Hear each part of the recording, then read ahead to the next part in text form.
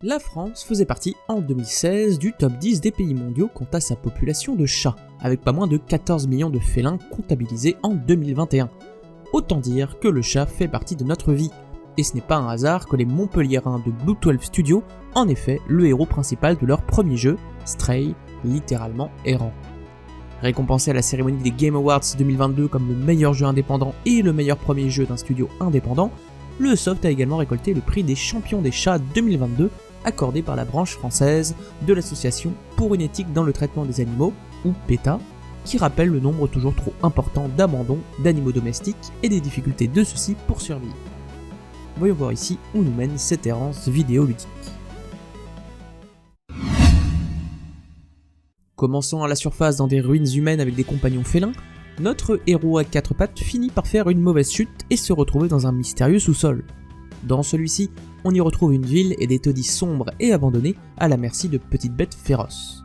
Heureusement, au gré de nos pérégrinations, on réactive un drone bien pratique qui devient notre ami, et on rencontre des robots de différentes tailles, formes, habits et motivations, parlant une mystérieuse langue et vivant dans des appartements, rues et ruelles remplis de néons, avec une routine ressemblant fort à une routine d'être humain.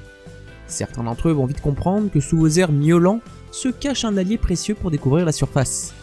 Le drone quant à lui s'occupera d'expliquer aux chats, et donc aux joueurs, ce que disent les différents robots, et récupérera au fur et à mesure des souvenirs permettant d'expliquer un peu le background de ce mystérieux monde.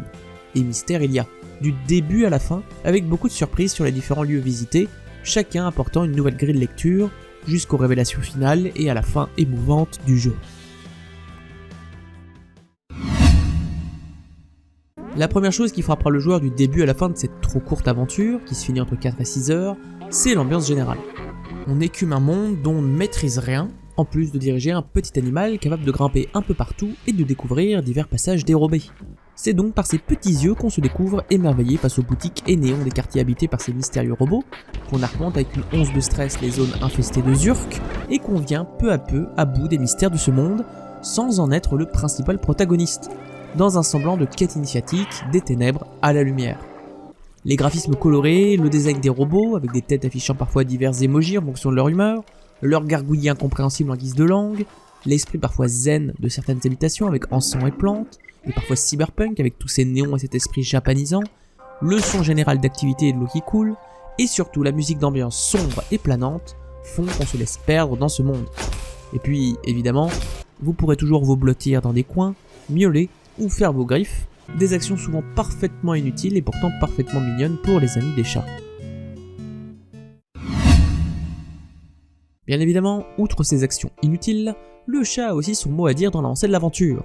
Vous pourrez donc sauter un peu partout pour arpenter le monde et l'explorer, découvrir des passages cachés, exhumer des secrets, réaliser quelques puzzles environnementaux nécessitant globalement d'utiliser vos griffes ou votre curiosité pour faire tomber divers objets ou faire rouler des tonneaux, mais aussi courir pour échapper à vos ennemis dans des phases rares mais stressantes, ou pratiquer la discrétion.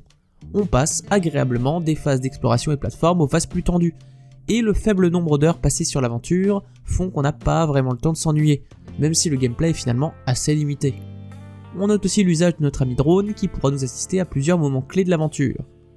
Stray se fait ainsi en ligne droite, mais propose quelques activités annexes de collecte pour agrémenter quelque peu l'aventure. Stray est captivant. L'ambiance générale du titre, portée par son esthétique et sa musique planante et étonnamment sombre, font qu'on se laisse happer dans un monde mystérieux dont on ne maîtrise aucune règle, étant simplement un félin à 4 pattes. A ce titre, la narration environnementale est un des grands points forts du jeu. Notre sens de l'exploration de la plateforme, couplé à quelques puzzles, nous permettront d'aller au bout d'une aventure tout de même bien trop courte, avec un gameplay un brin simpliste, mais qui se renouvelle à chaque zone découverte. Je note donc ce jeu robot à néon sur chat trop mignon. Stray est un beau jeu d'aventure et une excellente première production pour un studio indépendant, qui plus est français, avec un héros félin original qui crée des émules. On retrouve ainsi des tas de vidéos de réaction de chats réels face à ce chat virtuel, mais aussi des facilités de la part de l'éditeur et de certains streamers et joueurs pour donner à des fonds de charité de protection de nos amis à 4 pattes. Pour compléter ce beau tableau, le soft s'est vendu en un mois à plus de 2 millions d'exemplaires. On a donc hâte de voir la prochaine production du studio français.